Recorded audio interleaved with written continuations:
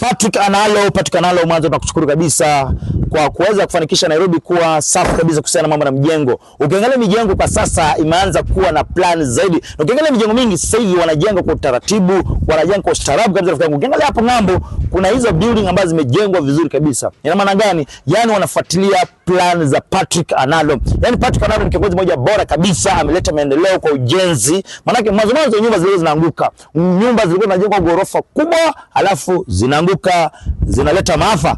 Hivi leo hatujasikia visa mingi ya maafa. Manake Patrick Analo anahakikisha kwamba kila mtu ambaye anajenga anapewa idhini ama approval ya kujenga nyumba yake kwa njia inastahili na planning moja safi, na kuonyesha kwamba pia anafuata ratiba. Kwa hivyo watu na Wakenya wote wa Nairobi wanasema vipi? Patrick Analo we salute you. Na siku zote tunasema vipi? Tunataka viongozi kama Patrick Analo. Tunahitaji viongozi kama Patrick Analo. Ni viongozi ambao hawana ukabila. Ni viongozi ambao wana utaratibu. Yaani utaratibu wao ni vipi? Yaani kuhakikisha kwamba wanafanya kazi na mpangilio. Yaani planning iko fresh kabisa, mambo na urban development. Patrick Analo kwa juu kabisa chini ya uongozi wa gavana wetu wa nguvu Sakaja. Yaani Sakaja amechagua na alimweka pale Patrick Analo, akimaanisha vipi? Patrick Analo ni kijana ama kiongozi mchapakazi. Huko ngambo, yani nyumba zimejengwa kwa ustadi.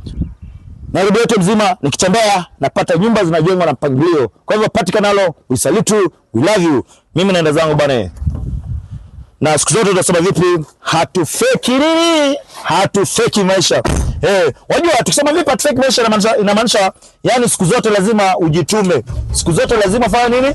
Ujitume. Na kama ujitume ni utaitwa mwizi. Sijui kama unanipata?